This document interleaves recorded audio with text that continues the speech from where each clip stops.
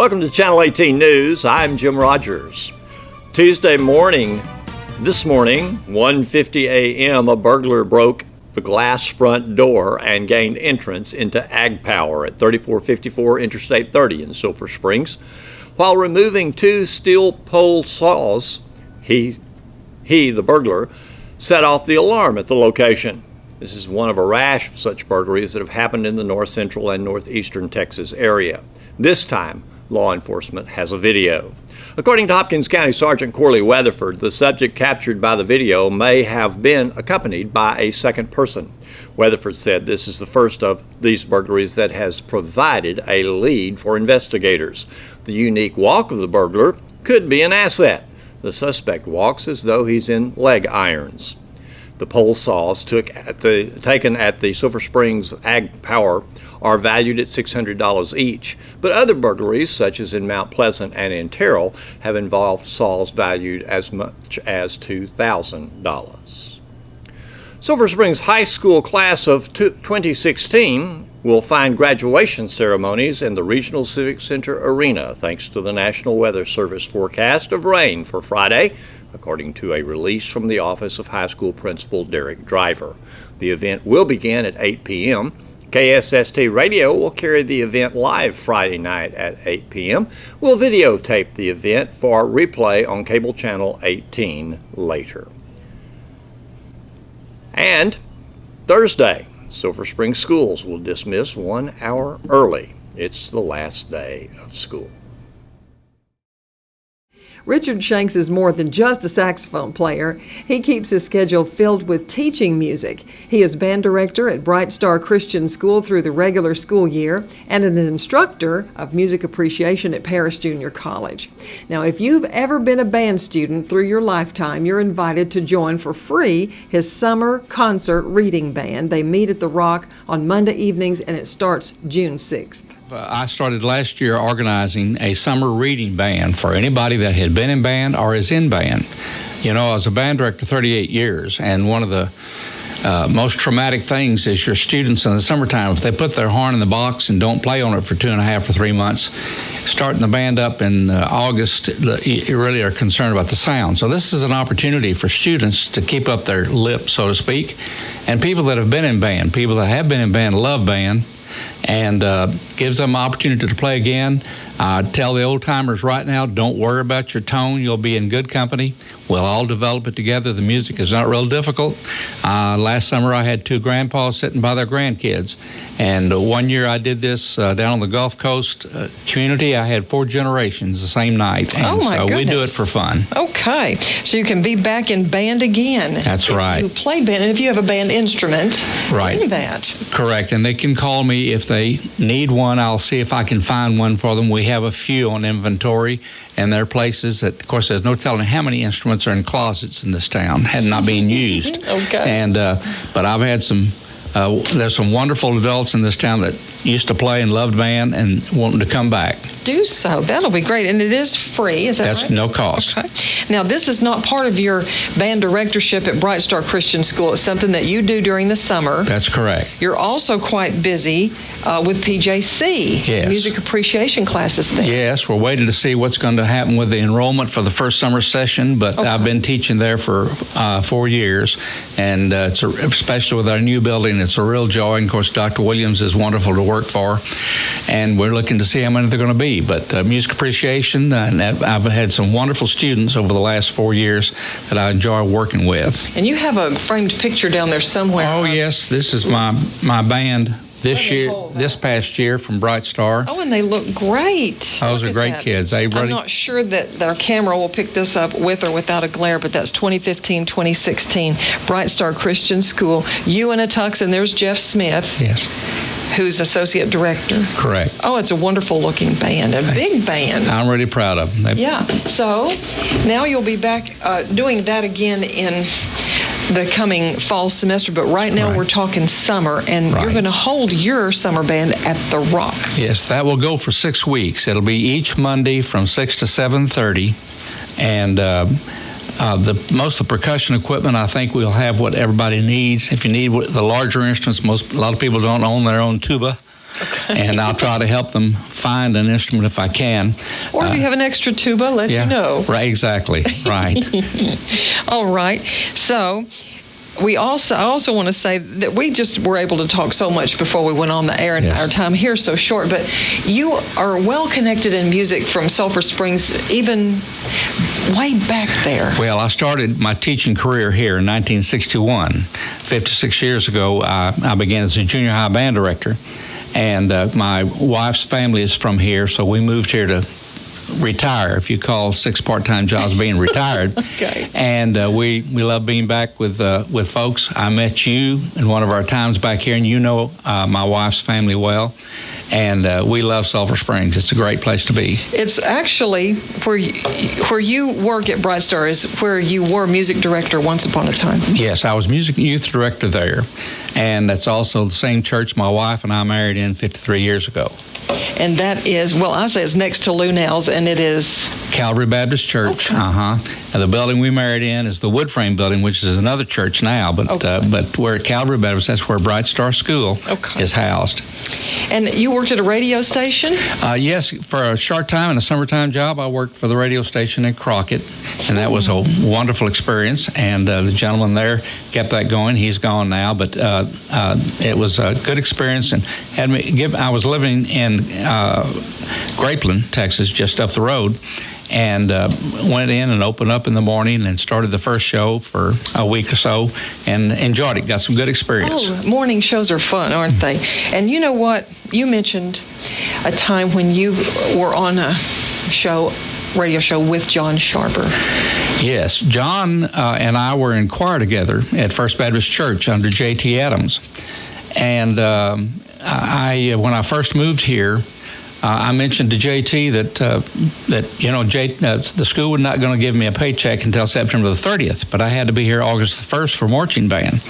Could he find me a church that needed a choir director? Or he said, "What are you doing tonight?" I said, "Can you be at KSST at 10:30 tonight?" I said, "Yes." And so we met at the radio station, and we did the backup voices for Riley Crabtree, a country western singer at that time, and that was at the old station. Bill opened up for us, and so that was one of my first music experiences in Sulphur Springs. Wow! And a good place to start is right here. Right. Well, thank you so much for coming in this morning. Thank you. And I want to tell these band kids, if you're in a school band and you want to keep up your playing, come on. The music's not going to be real hard. We're going to just enjoy playing. After we get a song accomplished, we put it away and get something else out. Okay. We don't do any concerts. We just read. Okay. It'll be very much fun. Thank you very much, Richard Shanks, for coming in this morning. Thank you so much, Enola. Sulphur Springs Independent School District graduation night is this Friday, June 3rd. If you attend, you'll see about 226 graduates plus 2. These young ladies represent Sulphur Springs High School class of 2016. Good morning, Kendall. Good morning. Hi, and you too, Sydney. Good morning. Kendall, I'm going to pick on you first. Just tell us a little bit about yourself, your parents, your high school career, and things that you got to do. Well, my parents are Mark and Michelle Wallace. And in high school, I was kind of involved in just various things on campus, like Key Club, HSTE, HOSA, NHS, just things like that. And I'm going to UT Austin in the fall, where I'll be majoring in biology for emphasis on pre-med. Okay, I think you're both kind of pre-med Yes, ma'am. Majors. So what in your life, Kendall, happened or that you remember that sort of set you on this path? You know, I can't pinpoint an exact moment. I've just always been interested in the medical field, I want to be a surgeon, so I just remember always being interested in surgery. I can't really pinpoint why exactly. Have you had surgery? I haven't had surgery. Okay. Very interesting. So, did you go to Sulphur Springs schools your whole life? Yes, I grew up here. I've been here ever since pre-K. Okay, good, wonderful. Well, thank you for coming in this morning and for sharing with us your plans. What else? I know that none of us just have one single thing that we do or like to do. So in addition to pursuing your education, what are things that you like to do? I'm definitely a people person. I love to be around my friends and my family and just have fun with others. I don't like to be alone and just by myself. I love to be around other people. Okay. Do you have siblings? I do. I have an older sister, and she graduated salutatorian, actually. Okay. And, yeah. Okay. Were you worried along the way that, did you set a goal for valedictorian? Yeah, I think it's definitely something I've thought about ever since I was in middle school, like seeing my sister graduate. So I kind of started to think about it early, and that was a goal that I've set for myself for a long time. Okay. Wonderful. It's a good story, and thank you very much for sharing that with us. And we're going to turn to Sydney. Sydney Dietz, good morning, dear. Good morning. Hi. And tell us about yourself, your family. Well, again, I'm Sydney Dietz, and my parents are Jason and Jill Dietz. Throughout high school, I've been involved in Key Club, Stuco. I've been class president all 4 years in HS, volleyball, that kind of thing. Next year, I'm going to Baylor University, and I'm going to major in medical humanities with emphasis in pre-med, and then hopefully do something in cardiology after med school. Medical humanities. What is that? It's kind of a more well-rounded, instead of like just biology, it deals with more all the aspects of medicine. Okay. And Baylor's one of the only universities that has it. Okay. So is that school something that's in your family? yes, both of my parents went there, and my aunts and uncles went there. Okay. Yeah. You also have another distinction that's current right now. Yes. Tell us about that. I'm also Dairy Festival Queen, and that pageant is coming up in June, so everyone buy a ticket. It's going to be really fun to watch. So there are, I think, 9 contestants. 9 contestants. It's a big group this year. There is. My year, there was only 6, so it's going to be really fun. I'm really excited. So the pageant, I believe, is the 18th of June. Of course, you will make a grand appearance there, Yes, I and will. sort of have your goodbye speech. Yes. Okay. And I think that prepares young ladies for future, life out there. Absolutely. It's been an awesome experience, and I've learned so much about Hawkins County and the history behind it. And the interview process it taught me a lot, and it's been an awesome experience. Good. We will look for you on stage there. Also, besides your studies and where you're headed now, what is it that you like to do? Well, I love to sing. I've been involved in singing my whole life, in church and everything. I love volleyball. I was really involved in that in high school. And then, kind of like Kendall, I love hanging out with my friends and my family, and I'm a people person, so I really like to do that. Here's Don Julian with sports. Wildcats offensive coordinator Matt Young found a lot to like in spring football for the Wildcats. I asked him his thoughts on last week's spring game and the overall benefits of spring workouts. Really pleased. Great way to wrap up spring football. It's never, as offensive coach, it's never as pretty as you want it to be. But a lot of kids got a lot of reps. A lot of kids got a lot of touches. I know we had about 85 suit out, and that's the idea, for them to have a good time against each other at the end and kind of get out in front of a crowd. It was a huge success. You had to like the first drive right down the field, 70 yards. Yeah, really pleased. I kind of went back through. We had multiple drives with our first O-line unit that were over 10 plays, and just the fact our level of execution is at that point right now is really pleasing as a coach, because they know what they're doing, and now you can really go into the fall. There'll be that quick review to make sure they're back on the right page, and then it's really getting into details where now the better the opponent, I still have the technique to still be successful. So I'm really happy with how that started off, with what the O-line did, and moving the ball down the field. Beautiful play, about 50 yards or so, Armstrong to Abram. Yeah, worked out well. That was a neat deal. It was a great throwing, an incredible catch, a great throw. Tyler did a good job putting the ball there. Protection up front was solid, and DJ made the catch of the night, which is always fun to see who will do that. And DJ's had a really good spring for us. I know he's making plays in the back end of the secondary and caught the ball well, and it'll be interesting to see where he kind of fits in. But tremendous play. We talked to the DB Tyson Goodson that was covering him afterwards, and he goes, "Oh yeah, coach, I gave him props. That was a phenomenal catch." Obviously, the big part of spring was offensive line, and where is that unit right now compared to where they were? Oh, we're miles ahead of where we were just because we're healthy. That's the biggest thing. We spent so much time last year shuffling bodies. Spencer Bramlett played 3 different spots. We played 2 sophomores. For example, we played Tyrese Williams. Had to play last year because he was physical enough. He's not even playing O-line this year because that's really just not his demeanor. He's a defensive player. And those kind of things are happening right now. Really happy with Norris English joining Gideon and Richard Green on the offensive line, just the size he brings. And we talk about people just disappear when he gets on them. And then we're really excited with Ethan Rogers out there, a young sophomore for us, what he's starting to do at tackle. So the nice thing is that way went, and then we got a whole other way that's able to go with bodies like Ian Blanche and Jesus Olivo and Ramon Hernandez and Jacob Janitis, another young one. So we got a lot of bodies that are doing a lot of things, understand what they're doing, and it will help us move the football. A lot of, in the spring game, a lot of throwing, a lot of catching with a crowd and, more game-like atmosphere. So, yeah, it's always neat to see who kind of freezes up a little bit. We thought some of our young linemen, Rogers being one on a big stage, got a little bit nervous early and then relaxed.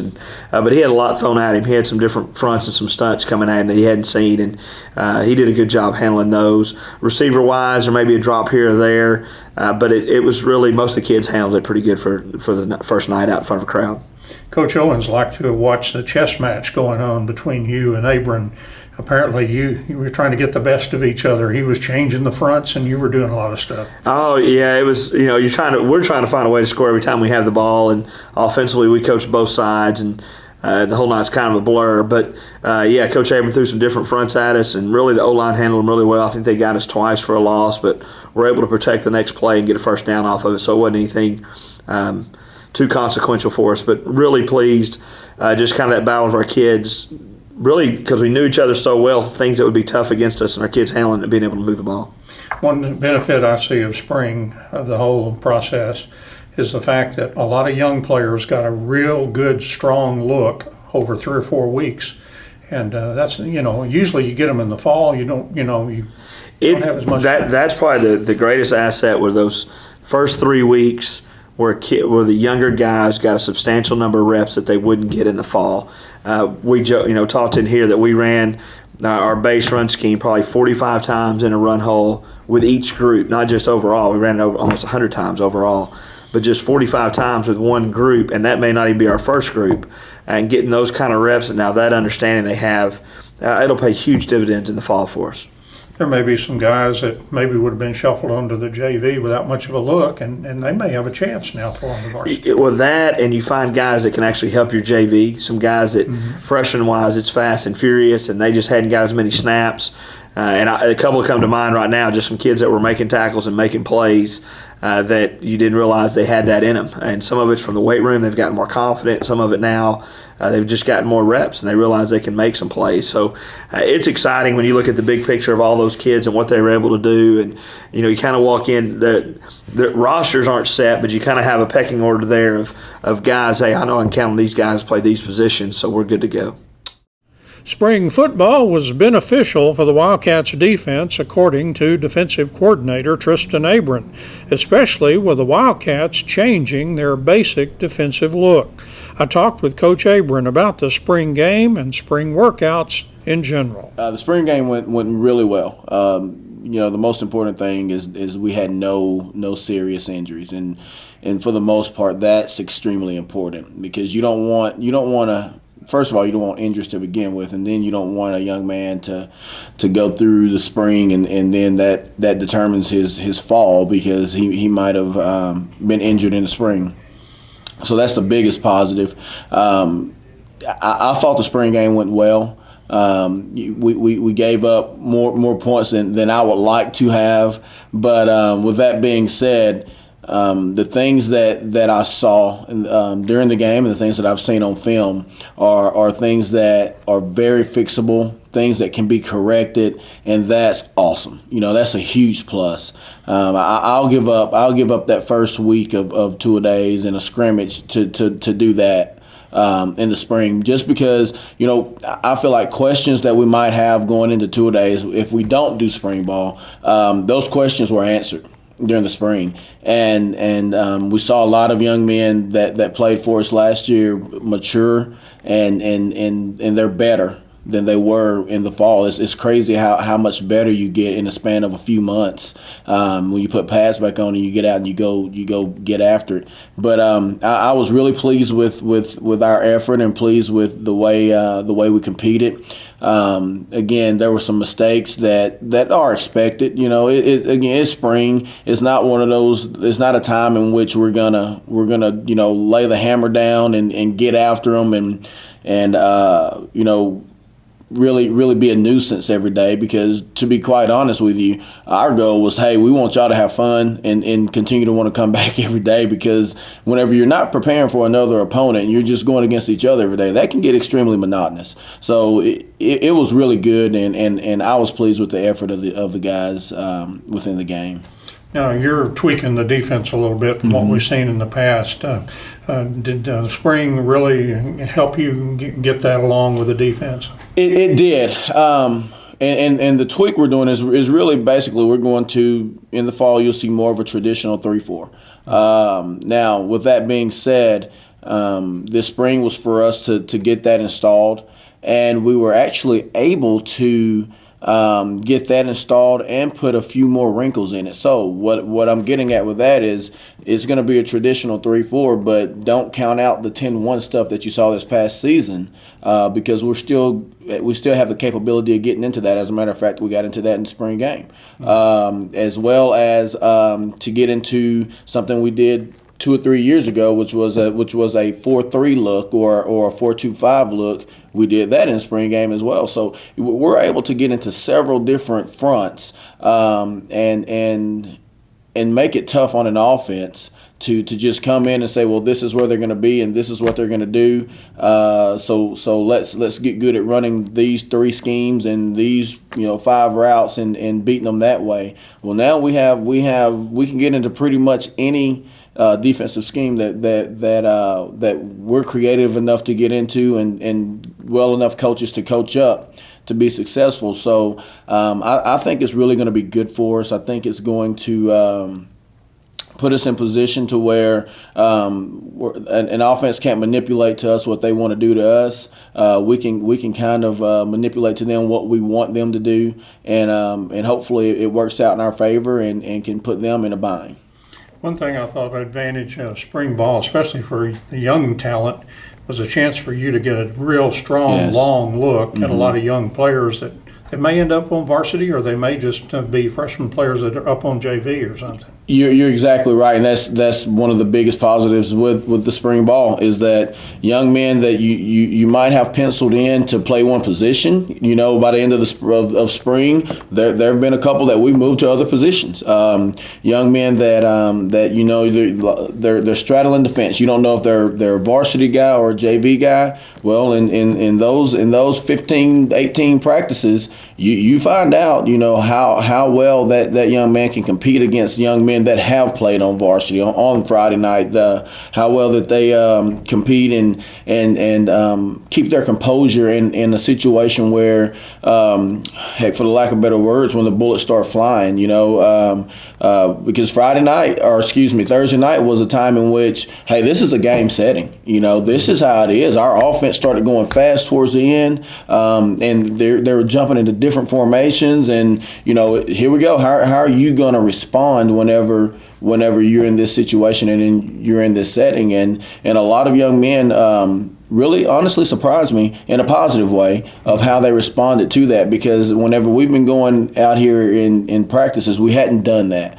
and I was really pleased to see that. So I really think it's a lot of positive that came out of that, and then again, one of the biggest positives is as coaches we can go out the 8th, I believe, is the first day that we can go out, but we can go out on the 8th and we know exactly what to start working on, because these are the things that we have to correct, opposed to after the second scrimmage, whenever we don't do 2-a-days, having to try to go out and correct those things then when, it's really crunch time. So I'm really happy and pleased with what we did, and I'm for it, and I would love to do it more in the future.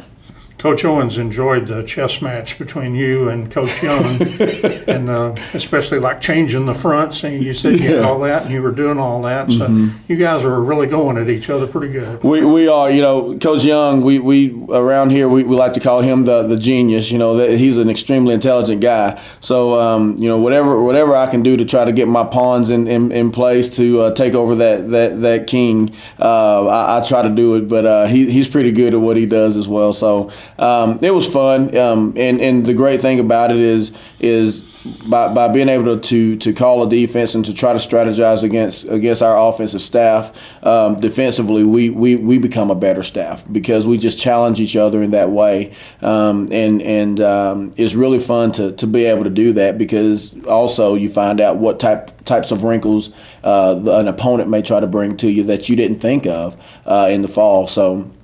We're really happy with the way the spring went, and it was fast and furious. This is, I guess you can call it a rest time, but I'm ready for it to come back around and let's get after it and see how we do this fall. Thanks for watching Channel 18 News. Have a great evening.